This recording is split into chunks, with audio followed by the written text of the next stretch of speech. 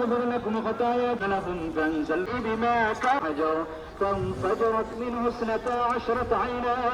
قد علم كل أناس مشربهم।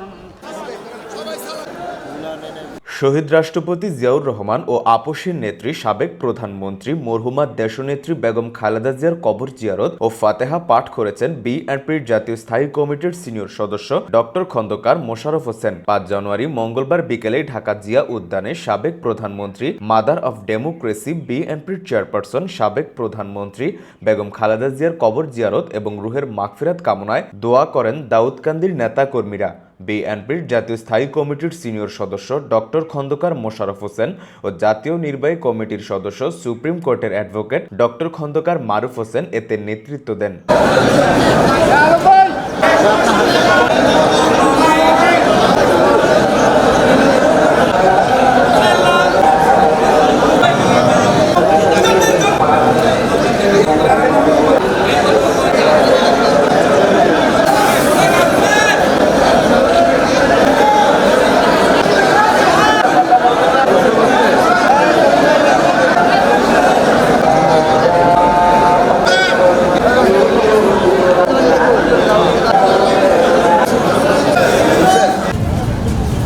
এ সময় উপস্থিত ছিলেন দাউদকান্দি উপজেলা বিএনপির আহ্বায়ক কেমেল লতিফ ভূঁইয়া, পৌর বিএনপির আহ্বায়ক নূর মোহাম্মদ সেলিম সরকার, উপজেলা বিএনপির সিনিয়র যুগ্ম আহ্বায়ক আলহাজ জসিম উদ্দিন আহমেদ, সদস্য সচিব বিপি জাহাঙ্গীর আলম, যুগ্ম আহ্বায়ক এম এ সাত্তার, যুগ্ম আহ্বায়ক কামাল হোসেন, যুগ্ম আহ্বায়ক হেলাল ইসাক, দাউদকান্দি উপজেলা যুবদলের আহ্বায়ক শাহ আলম সরকার, সদস্য সচিব প্রমাণ খন্দকার, সিনিয়র যুগ্ম আহ্বায়ক রুহুল আমিন, কুমিল্লা উত্তর জেলা স্বেচ্ছাসেবক দলের আহ্বায়ক আনোয়ার হোসেন আনন্দ, কুমিল্লা উত্তর জেলা ছাত্র দলের আহ্বায়ক আসিফ কবির, উপজেলা শ্রমিক দলের সভাপতি জামাল হোসেন, সাধারণ সম্পাদক নজরুল ইসলাম, উপজেলা স্বেচ্ছাসেবক দলের আহ্বায়ক মহিউদ্দিন সরকার। আরো উপস্থিত ছিলেন দাউদকান্দি পৌর বিএনপির আহ্বায়ক নূর মোহাম্মদ সেলিম সরকার, সদস্য সচিব কাউসার আলম, সিনিয়র যুগ্ম আহ্বায়ক শওকত চৌধুরী পিটার, গৌরীপুর ইউনিয়ন বিএনপির সভাপতি আখতারুজ্জামান খোকন, সাধারণ সম্পাদক ইসমাইল হোসেন সওদাগর, সুন্দুলপুর ইউনিয়ন বিএনপির সভাপতি তসলিম আহমেদ, ইলিয়টগঞ্জ দক্ষিণ ইউনিয়ন বিএনপির সভাপতি মোর্শেদ আলম,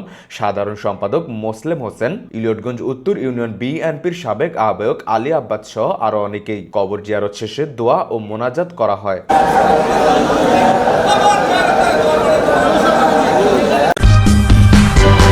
সূচনা community.tv বিনোদনের পাশাপাশি খবর।